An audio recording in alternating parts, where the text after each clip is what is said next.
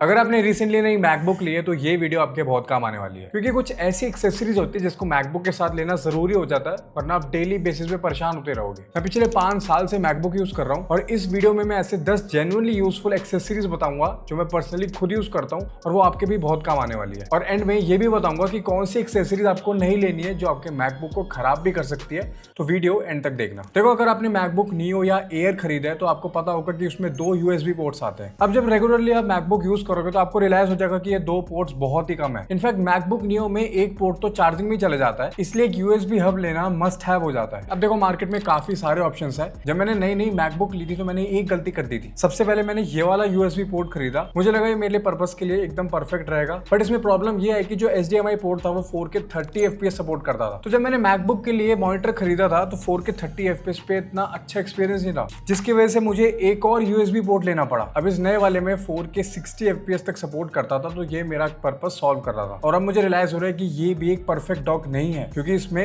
Type-C port ही नहीं है। तो अगर मुझे अपने मैकबुक को चार्ज करना होगा तो मेरा एक पोर्ट और यूज होगा। अब मैं बेसिक चीजें आपको बता देता हूँ कि आपके जो USB हब में वो क्या क्या होना चाहिए। देखो, माइक्रो SD और SD कार्ड पोर्ट तो सब में होता है, पर ध्यान देना जो आपका USB पोर्ट है वो 3.0 होना चाहिए, एटलीस्ट एक तो होना ही चाहिए। और जो टोटल USB पोर्ट्स हो वो 3 हो तो बढ़िया है। एक Type-C पोर्ट भी बहुत जरूरी है ताकि आप चार्जिंग भी कर पाओ, और अगर ईथरनेट पोर्ट मिल जाए तो और भी बढ़िया है। देखो, मुझे 2 USB हब काफी पसंद आए। एक पोर्ट्रोनिक्स का है जिसमें जो सारे फीचर्स मैंने बताया सारे लिस्टेड है, और एक दूसरा हनीवेल का है। मैं दोनों के लिंक्स डिस्क्रिप्शन में दे दूंगा, तो वो देख लेना। अब पोर्ट्स की प्रॉब्लम तो सॉल्व हो गई, पर डेस्क पर काम करते हुए एक और प्रॉब्लम आती है, वो है बैड पोस्चर। अब डेस्क पे बैठ के आप लैपटॉप पर काम कर रहे हो तो डेफिनेटली आपका पोस्चर खराब होगा, जिससे नेक और बैक पेन हो जाता है, और ये प्रॉब्लम एक लैपटॉप स्टैंड आराम से सॉल्व कर देगा। अब देखो, इसमें भी आपके पास 2 ऑप्शन है। पहला, एक सिंपल जो आता है पतले वाला स्टैंड, उससे आप सिर्फ एंगल एडजस्ट कर सकते हो। उसका फायदा ये है कि आप उसको कैरी कर सकते हो क्योंकि वो छोटा होता है, इजी टू ट्रेवल है। तो अगर आपका बेसिक काम है तो वो ले लेना, बट उसमें एक प्रॉब्लम है कि उसमें हाइट एडजस्ट नहीं होती, और इसलिए जो दूसरा ऑप्शन है वो ज्यादा मुझे सेंस बनाता है। ये पोर्ट्रोनिक्स का है। देखो, सबसे पहले तो इसमें आप अपने अकॉर्डिंग एंगल एडजस्ट कर सकते हो, जैसे पिछले वाले में आप कर पा रहे थे। बट दूसरी चीज जो इसकी अच्छी है ना, ये हाइट एडजस्टेबल भी है और ये अच्छा खासा ड्यूरेबल है। तो आप मैकबुक के अलावा कोई आपका हैवी लैपटॉप है तो वो भी आराम से हैंडल कर लेगा। अब देखो, हाइट एडजस्टमेंट मैं इसलिए इंपॉर्टेंट बता रहा हूँ क्योंकि इससे आपका जो आई लेवल पे है ना वो लैपटॉप आ जाता है, जिससे जो आपको पोस्चर है वो एकदम स्ट्रेट हो जाता है, तो नेक और बैक में पेन ही नहीं होगा। अब इसकी एक और अच्छी चीज है कि इसमें आपको एक मोबाइल स्टैंड भी मिल जाता है, तो अगर लैपटॉप पे काम करते टाइम आपको फोन में भी कुछ काम रहता है तो आप यहाँ फोन लगा के उसे यूज कर सकते हो। क्रेजी बात यह कि इतना स्मूथली रोटेट भी हो जाता है। अब इसमें हर जगह आपको ग्रिप मिलेगी, तो आराम से आपका मैकबुक सेफ रहेगा और ना ही गिरेगा।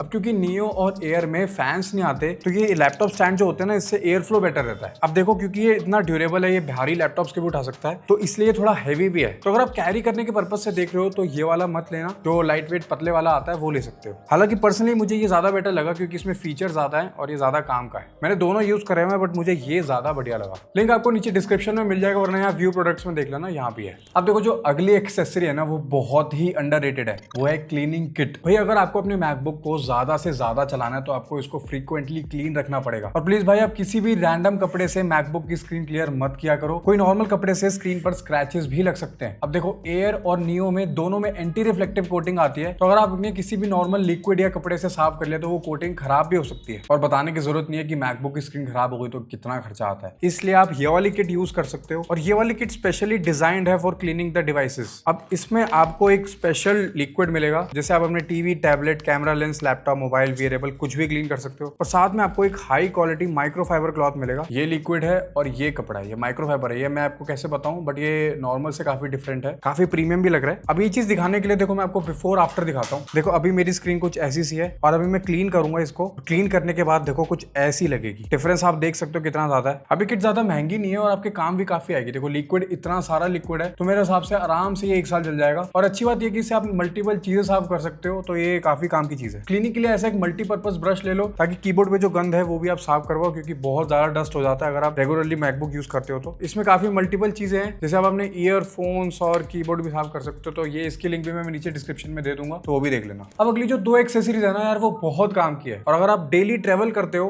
तो ये आपके लिए तो मस्ट हैव है। तो अगली एक्सेसरी है एक लैपटॉप स्लीव। देखो, होता क्या, अगर आप ट्रेवल के टाइम बैग में आपने मैकबुक डाल दिया, फिर चाबी भी डाल दी, चार्जर भी डाल दिया, तो स्क्रैचेस आने के चांसेस ना बहुत ज्यादा हो जाते हैं। और बाय चांस आपसे बैग कहीं गिर गया तो जो डायरेक्ट इंपैक्ट है वो आपकी मैकबुक पे आएगा, और खर्चा बहुत मोटा आता है भाई मैकबुक का। तो एक अच्छी पैडेड स्लीव आपके मैकबुक को स्क्रैचेस से भी बचाएगी, और जो माइनर इंपैक्ट होते हैं उससे भी आपका मैकबुक सेफ रहेगा। अब देखो, यहाँ मेरे पास 2 ऑप्शन है। एक है डेली ऑब्जेक्ट्स का और दूसरा है मोको 12। दोनों के फीचर्स बताता हूँ। सबसे पहले डेली ऑब्जेक्ट से स्टार्ट करते हैं। अब देखो ये ऑरेंज वाला मुझे काफी फंकी लगा, इसमें बहुत सारे कलर ऑप्शंस हैं और जो मटेरियल आपको बाहर मिलेगा वो पफर जैकेट होती है ना, वैसा वाला मटेरियल है। काफी हाई क्वालिटी और काफी प्रीमियम भी लगता है। Chain as you can see काफी अच्छी है और ये डुअल टोन में आता है। देखो अंदर ग्रे और बाहर ऑरेंज है। अंदर से पैडिंग काफी सॉफ्ट है, तो इसमें मैकबुक एकदम सेफ रहेगा, ना ही स्क्रैचेस लगेंगे। और अच्छी बात पता है क्या, इसमें आपको एक और जेब मिलेगी जहाँ आप अपने चार्जर, केबल्स कुछ भी रख सकते हो। भाई देखो बहुत हैंडी चीज है, क्योंकि अगर आप मैकबुक लेके जा रहे हो तो ऑब्वियसली आप चार्जर और केबल तो कैरी करोगे ही करोगे, साथ में छोटी मोटी अगर आप कोई SSD या फिर कोई स्टोरेज डिवाइस है तो वो भी आपको साथ कैरी करना पड़ता है। तो इस चेन की वजह से ना इसकी यूजेबिलिटी और बढ़ जाती है। एज यू कैन सी दिखने में बहुत प्रीमियम लगता है और काफी आई कैची भी है। मुझे ऑरेंज वाला काफी पसंद आया। यहाँ पे काफी मिनिमल सा लोगो है, चेन भी हाई क्वालिटी की है और टच करने में भी काफी प्रीमियम फील देता है। अब दूसरी स्लीव के बारे में बात करते हैं। ये है मोको 12 की। अब इसमें भी आपको दो कलर्स मिलते हैं, एक ये वाला जो मैं आपको दिखा रहा हूँ और दूसरा एक ब्लैक कलर में आता है। इसमें भी आपको हाई क्वालिटी चेन मिलेगी, अंदर आपको येलो पैडिंग मिलेगी। इसके अंदर का टेक्सचर थोड़ा और सॉफ्ट है as compare to daily objects, but इसमें आपको कोई भी चेन नहीं मिलेगी। इसमें सिर्फ आपको एक बेसिक स्लीव मिल रही है, जैसे आप लैपटॉप रख सकते हो। और ऑब्वियसली अगर आपने इसमें मैकबुक रख दिया तो आप केबल वेबल साथ में नहीं रख पाओगे। देखो फील करने में ये काफी ज्यादा प्रीमियम है और थोड़ा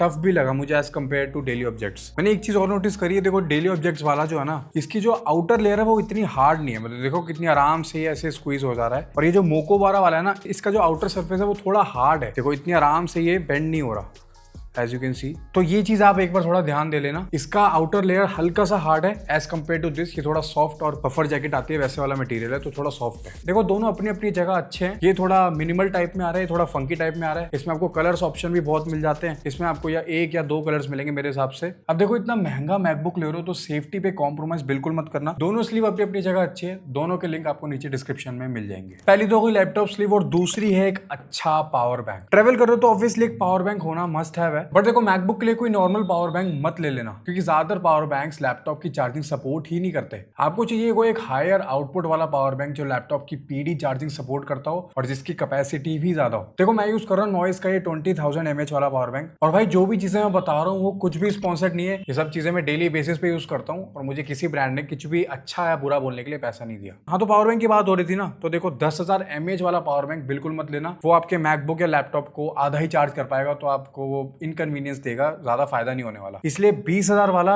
इनफ रहता है। और स्पेशली ये वाला क्योंकि 45 वॉट फास्ट चार्जिंग सपोर्ट करता है। इसमें आपको इनबिल्ट केबल मिलती है जो 45 वॉट तक फास्ट चार्जिंग सपोर्ट करती है। एज यू कैन सी ये मैकबुक को मेरे फास्ट चार्ज कर पा रहा है। अब अच्छी बात यह है कि मैकबुक के अलावा ये आईफोन और सैमसंग को भी फास्ट चार्ज करता है, क्योंकि PD और PPS टेक्नोलॉजी सपोर्ट करता है। इसमें देखो बैटरी डिस्प्ले भी है, मेटल फिनिश है, पकड़ने में अच्छा है, ज्यादा साइज में बड़ा भी नहीं है। और इस पावर बैंक को मैं कंप्लीट इसलिए बता रहा हूँ क्योंकि आप इसमें एक साथ 3 डिवाइसेस चार्ज कर सकते हो। एक तो ये केबल हो गई इनबिल्ट, एक आपको टाइप सी पोर्ट मिलता है और एक टाइप A पोर्ट मिलता है। और इसका एक और अच्छा फीचर है कि भाई ये फास्ट चार्ज भी जल्दी होता है। नॉर्मल जो पावर बैंक होते हैं ना वो बहुत स्लो चार्ज होते हैं, बट ये 35 वॉट तक फास्ट चार्ज हो सकता है, यानी कि ऑलमोस्ट ये 2-2.5 घंटे में फुल चार्ज हो जाता है। और ये 20,000 mAh है। अब देखो जो इसका प्राइस है ना वो 2500 के अराउंड है। बहुत ही वर्थ इट चार्जर है, ऑल इन वन चार्जर है। एक बार ले लो छुट्टी। फिर चाहे आपको मैकबुक चार्ज करना हो, आईफोन चार्ज करना हो, सैमसंग चार्ज करना हो, सब चार्ज कर देगा। पर्सनली मैं भी इसी पावर बैंक को यूज कर रहा हूँ to charge my iPhone, MacBook and Samsung device. अभी तो पावर बैंक की बात हो गई। अगर आपको वायर्ड चार्जिंग करनी है तो आई थिंक आपको एक गैन चार्जर ले लेना चाहिए। अब मैं ऐसा क्यों बोल रहा हूँ, क्योंकि देखो बॉक्स के साथ आपको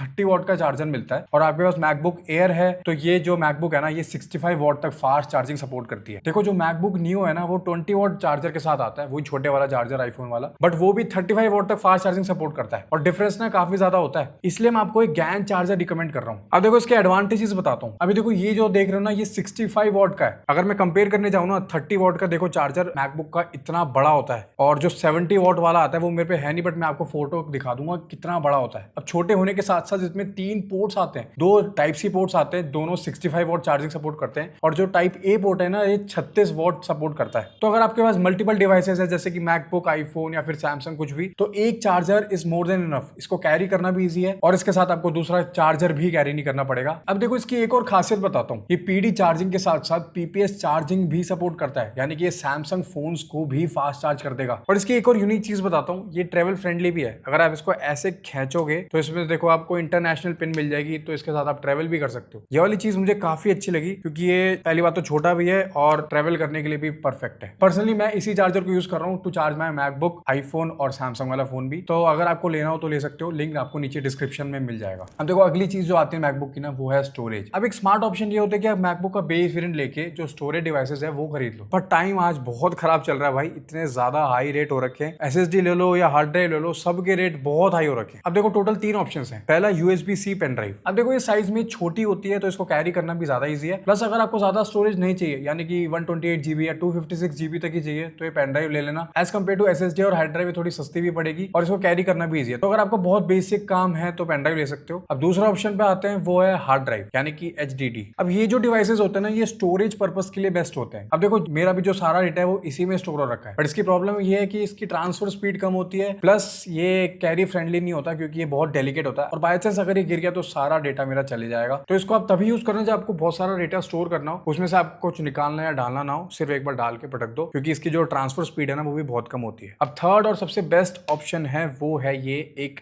SSD। भाई सोने के भाव बिक्री आजकल ये, भाई ये मैंने 8 या 7 हजार की ली थी 2-3 साल पहले और आज इसका रेट ना 24 या 25 हजार है शायद मेरे हिसाब से। इतना ज्यादा हाइक हो गया है due to shortage of RAM and storage. अब देखो मैंने इसको क्यों लिया था या फिर ज्यादातर क्रिएटर या लोग इसे क्यों लेते हैं। सबसे पहले तो ये कॉम्पैक्ट होता है और दूसरी इसकी जो ट्रांसफर स्पीड है ना वो बहुत गजब लेवल होती है। मतलब यानी कि आप डायरेक्टली इसी में प्रोजेक्ट रख के काम भी कर सकते हो, ये इतनी पावरफुल होती है। और मैंने भी ये SSD इसलिए ली थी ताकि जो भी मैं सारे प्रोजेक्ट्स है वो मैं इसी पे कर पाऊँ। अब देखो तीनों ऑप्शंस मैंने आपको बता दिए, बट मैं आपको सजेस्ट करूंगा कि अभी कुछ भी स्टोरेज डिवाइस मत लेना, थोड़ा वेट करना। मेरे हिसाब से प्राइस गिरने वाले हैं तो तब देख लेना। सबकी लिंक आपको नीचे डिस्क्रिप्शन में मिल जाएगी। अब अगली जो 2 एक्सेसरी है ना, वो उन लोगों के लिए जिनको अपना डेस्क सेटअप बनाना है, और अगर डेस्क सेटअप बनाना है तो ऑब्वियसली आपको एक माउस और कीबोर्ड की जरूरत पड़ेगी। तो अब देखो करंटली मैं ये वाला माउस यूज कर रहा हूँ एमकेट का। इससे पहले मैंने लॉजिटेक का G304 यूज करा था और कीबोर्ड मेरे हिसाब से जेब्रॉनिक्स का है। कीबोर्ड की खासियत ये कि यार काफी सिंपल सा है और काफी लॉजिटेक वाला फीलिंग देता है, और जो इसका कीपैड स्ट्रक्चर है वो एकदम मैकबुक जैसा है, तो मुझे इसलिए पसंद आया था। और ये जो एमकेट वाला माउस है ये भी थोड़ा लॉजिटेक MX मास्टर जैसा लगता है क्योंकि इसका एर्गोनॉमिक फैक्टर उस तरीके से है। तो अभी करंटली मैं दोनों यूज कर रहा हूँ, दोनों की लिंक आपको नीचे डिस्क्रिप्शन में मिल जाएगी। बाकी मैं 2-3 और अच्छे ऑप्शन भी नीचे लिस्ट कर दूंगा तो वो भी देख लेना। अब देखो ये जो लास्ट एक्सेसरी है ना यार, बहुत ही अंडररेटेड है। अब देखो आप कोई भी मैकबुक ले लो, फिर चाहे वो नियो हो, एयर हो या प्रो मॉडल हो, इनके जो फ्रंट कैमरा है ना वो इतने अच्छे नहीं होते, डिसेंट होते हैं but not the highest quality. But ये जो छोटी सी एक्सेसरी है ना, ये बहुत ही सिंपल तरीके से एक बहुत बड़ी प्रॉब्लम सॉल्व कर रही है। इसमें देखो पीछे मैग्नेट्स है तो फोन के साथ ऐसे चिपक जाता है, बट जो असली चीज है ना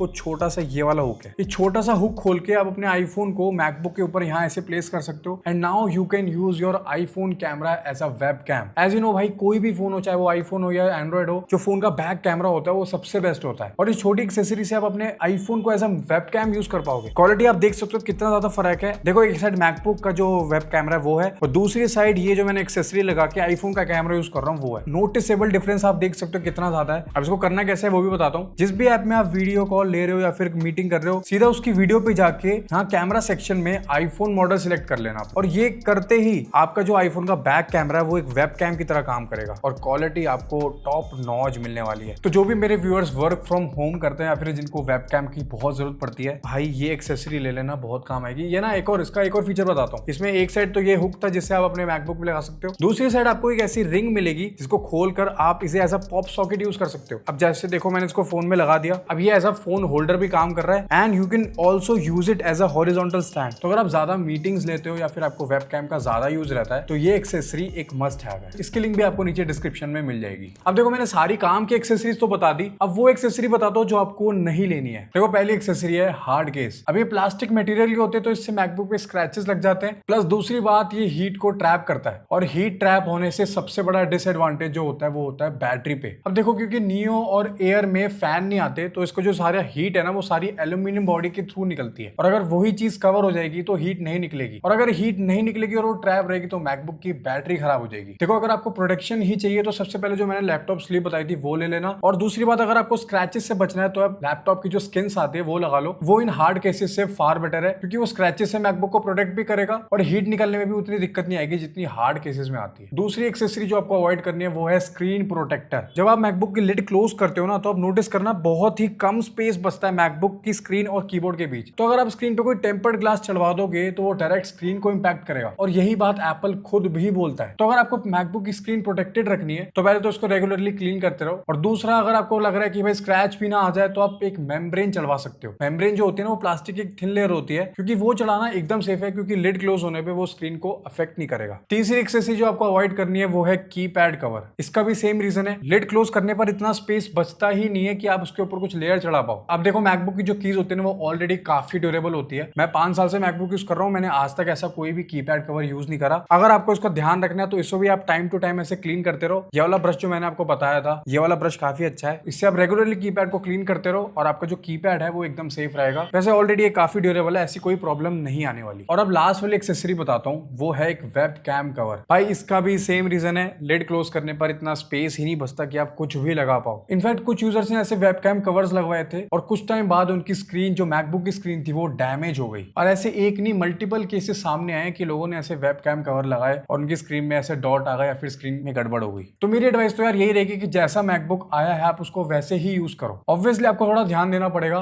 लैपटॉप स्लीव रखो प्रोटेक्शन के लिए, मेम्ब्रेन चढ़वानी आप चढ़वा सकते हो, बट मेम्ब्रेन चढ़वाने के बाद एक प्रॉब्लम आती है कि जो एंटी रिफ्लेक्टिव कोटिंग है ना, वो काम नहीं करती, तो वो देख लेना। रेगुलरली मैकबुक की स्क्रीन और कीपैड को साफ रखो और कोई भी प्रॉब्लम नहीं आने वाली। अब जो भी एक्सेसरीज मैंने बताई वो सबकी लिंक नीचे डिस्क्रिप्शन में है। बाकी स्टार्टिंग में जो मैंने 10 एक्सेसरीज बताई थी वो काम की है, ये लास्ट वाली मत लेना। अच्छी वालों की लिंक सबकी नीचे आपको डिस्क्रिप्शन में मिल जाएगी। अब अगली वीडियो किस टॉपिक पर चाहिए नीचे कमेंट सेक्शन में बता के जाना, and I will see you in the next one.